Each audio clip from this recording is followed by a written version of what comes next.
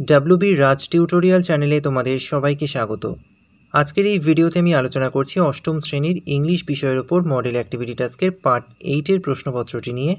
এখানে তোমাদের মোট 50 মার্কসের প্রশ্ন দেওয়া রয়েছে। তোমরা ভিডিওটি মনোযোগ সহকারে দেখতে থাকো। সমস্ত প্রশ্নের উত্তর খুব সুন্দরভাবে তোমরা এখান থেকে পেয়ে যাবে। আর আমার চ্যানেলে যদি নতুন হয়ে থাকো চ্যানেলটিকে অবশ্যই সাবস্ক্রাইব করো এবং পাশে থাকা বেল আইকন ক্লিক করতে কিন্তু ভুলে যেও না। দেখো এখানে প্রথমে কি বলা হয়েছে, 1 নম্বরে read the following passage and answer the question given below. অর্থাৎ একটা প্যাসেজ দেওয়া হয়েছে, সেটা খুব সুন্দরভাবে তোমরা পড়ে নেবে এবং সেখান থেকে উত্তর খুঁজে নিয়ে নিচের প্রশ্নগুলোর উত্তর দিতে হবে। তো আমি সরাসরি প্রশ্ন উত্তরে চলে যাচ্ছি। তো দেখে নাও প্রশ্নগুলো কি হবে। প্রথম প্রশ্নটা রয়েছে, হোয়াট হ্যাপেন্ড অ্যাজ জন লে ফার্স্ট অ্যাসলিপ। এটার উত্তর তোমরা লিখবে, when John led first asleep he fell to dreaming again. পরের প্রশ্নটি রয়েছে, how did the squall arise suddenly. এটার উত্তর হবে, in John's dream the session turned rapidly and as each turned so did John in his bed. Consequently the cap on his head twisted around and about and suddenly arise the squall. পরবর্তী প্রশ্নে বলা হয়েছে, describe the condition of the ship in the স্কোয়েল। এটার উত্তরটা হবে, the wind had been whirling about the boat, tearing the sails and snapping the spears. পরের প্রশ্ন, what did the sailors do to stop the squall? এটার উত্তর হবে, the sailors shouted in anger and fear and tried to rid the cap of John's head. এরপর 2 নম্বরে আরও একটি passage দেওয়া রয়েছে, এটাও খুব ভালোভাবে তোমরা পড়ে নেবে। এতে বলা হয়েছে, write T for true and F for false statement in the given boxes, write supporting statement for your answer. অর্থাৎ নিচে যে স্টেটমেন্টগুলো দেওয়া রয়েছে সেগুলো ট্রু না ফলস লিখতে হবে এবং তার জন্য একটা সাপোর্টিং স্টেটমেন্ট তোমাদের এখানে দিয়ে দিতে হবে। তো দেখে নাও উত্তরগুলো কি হবে। প্রথমেই যে সেন্টেন্সটি দেওয়া রয়েছে সেটি হবে ফলস। সাপোর্টিং স্টেটমেন্ট হিসেবে তোমরা লিখবে, Sisir finished his dinner early and drove to Elgin Road around 8:30 PM। এরপর 2 নম্বরে যে সেন্টেন্স দেওয়া রয়েছে সেটাও হবে ফলস এবং এক্ষেত্রে সাপোর্টিং স্টেটমেন্ট হিসেবে তোমরা লিখবে, none of the family member knew anything except Subhash niece Ila and a male cousin দিজেন। এরপর 3 নম্বরে যে সেন্টেন্সটি দেওয়া রয়েছে সেটা হবে ট্রু। এক্ষেত্রে সাপোর্টিং স্টেটমেন্ট হিসেবে তোমরা লিখবে, Subhash had changed into his disguise as Mohammad Ziauddin. এরপর তোমাদের বেশ কিছু প্রশ্ন দেওয়া রয়েছে। প্রথম প্রশ্ন, হোয়াট ইজ দ্য ওন্ডারার। উত্তর হবে, the wanderer is the Sisir's private car. পরের প্রশ্ন, which persons of the Bose family knew about the great escape of Subhash. এক্ষেত্রে উত্তর হবে, none of the family members knew anything except Subhash niece Ila and a male cousin Dwijen. পরের প্রশ্নটি রয়েছে, how did Subhash disguise himself. উত্তর হবে, Subhash had changed into his disguise as Muhammad Ziauddin. He was dressed in a long brown coat, baggy salwar and a black fez.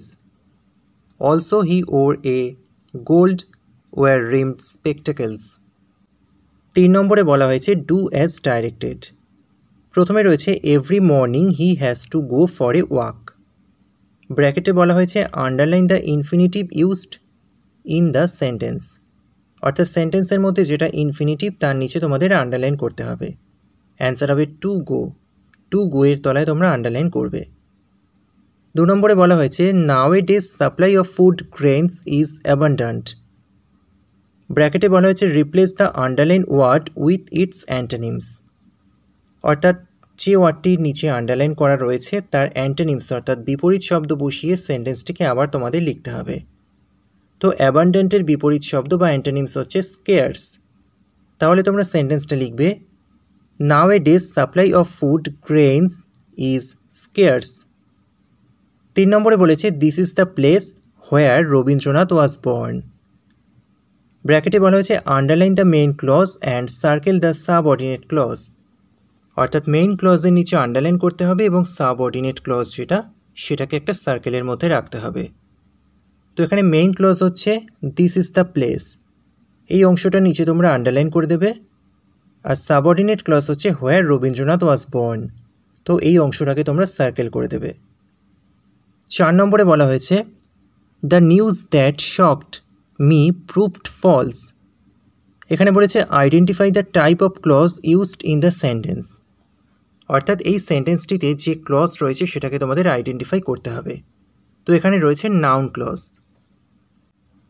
এরপর 5 নম্বরে যে সেন্টেন্সটি দেওয়া রয়েছে সেটা বলা হয়েছে ফিউচার পারফেক্ট টেন্সে রূপান্তরিত করতে। তো অ্যান্সারটা হবে by this time next year Diya will have attended her university classes. এরপর 4 নম্বরে দেখো কয়েকটি সেন্টেন্স দেওয়া রয়েছে। এই সেন্টেন্সগুলোর মধ্যে যেগুলো নাউন ফ্রেজ, যেগুলো অ্যাডজেক্টিভ ফ্রেজ এবং যেগুলো অ্যাডভার্ব ফ্রেজ, সেগুলো নিচের টেবিলে তোমাদের বসিয়ে ফিল আপ করতে হবে। তো দেখো আমি অ্যান্সারগুলো এখানে করে দিয়েছি, তোমরা এখান থেকে দেখে খাতায় লিখে নিও। 5 নম্বরে বলা হয়েছে চেঞ্জ ইনটু ইনডাইরেক্ট স্পিচ। এক্ষেত্রে প্রতিটি প্রশ্নের যেটা উত্তর হবে সেটা আমি তোমাদের বলে দিচ্ছি। 1 নম্বরের উত্তরটা হবে my father wished me that God might bless me. 2 নম্বরের উত্তর হবে the police officer ordered not to go there. আর 3 নম্বরের প্রশ্নের উত্তর হবে the headmaster asked me where I lived. এরপর তোমাদের দুটো রাইটিং দেওয়া হয়েছে। 6 নম্বরে বলেছে write a letter to your friend in about 80 words who stays far away describing about a festival of West Bengal. You may use the following points. অর্থাৎ তোমার কোনো বন্ধু অনেক দূরে থাকে, তাকে তুমি ওয়েস্ট বেঙ্গলের কোনো একটি ফেস্টিভ্যাল সম্পর্কে 80 ওয়ার্ডসের চিঠি লিখে জানাও। এবং 7 নম্বরে একটা প্যারাগ্রাফ লিখতে বলা হয়েছে অবনীন্দ্রনাথ ট্যাগর সম্পর্কে। সেখানেও বেশ কিছু পয়েন্টস দেওয়া রয়েছে। চলো আমরা পরপর দুটো রাইটিং দেখে নিই। প্রথমে আমরা লেটারটা দেখে নেব। লেটারটা শুরু করার আগে একদম উপরের বাঁদিকে লিখব ডিয়ার সৌমেন। আমি আমার বন্ধুর নাম দিয়েছি, তোমরা তোমাদের যে বন্ধুকে চিঠি লিখবে তার নামটা দিয়ে দেবে এবং ডান দিকে অ্যাড্রেস এবং ডেট দিয়ে দেবে, তোমার অ্যাড্রেস এবং যেদিন চিঠিটা লিখছো সেই ডেট। তারপর চিঠিটা লিখবে। I hope you are well by the grace of God. I am fine. In your last letter you wanted to know about our festival of West Bengal. In this letter, I am going to tell you about this. Durga Puja is the very popular festival of West Bengal. It is a festival of 4 days. Durga Puja took place in October last year. Before the 15 days of Durga Puja started, I went shopping with my family. This year, I went on a road trip to Kolkata with my family and my friends to celebrate Durga Puja. From simple devotees to the artists, decorators, electricians, Brahmins, Dhakis and the members of different puja committees performed their best to make the festival presentable one. The center of attraction is the idol of goddess Durga and her 4 children. We enjoyed this festival very much. I hope next year you will be able to come for Durga Puja. I will wait for your letter. Take care yourself and your family. এভাবে চিঠিটা শেষ করবে এবং নিচের বাঁদিকে address দেবে, অর্থাৎ যাকে চিঠিটা লিখছো তার অ্যাড্রেস, এবং ডান দিকে ইয়োর লাভিং ফ্রেন্ড লিখে নিজের নামটা লিখে দেবে। এরপর অবনীন্দ্রনাথ ট্যাগর সম্পর্কে যে প্যারাগ্রাফটা তোমাদের লিখতে বলা হয়েছে সেটা দেখে নাও। প্রথমে অবনীন্দ্রনাথ ট্যাগর হেডিং দেবে ওপরে, তারপর প্যারাগ্রাফটা শুরু করবে। Abanindranath Tagore was born on 7 August 1871 at Jorashako, Kolkata. His father was Gunindranath Tagore and mother was Saudamini Devi. Gaganendranath Tagore and Shunayani Devi was his siblings. Abanindranath studied at Sanskrit College, Kolkata. After that, he joined the Government College of Art and Crafts. He was also the founder of the Bengal School of Art. He was famous for drawing, painting and writing. Some of his notable paintings are Bharat Mata, The Passing of Shah Jahan, etc. Some of his books like Buro Angla, Khirer Putul, Raj Kahini are best example of Bengali literature.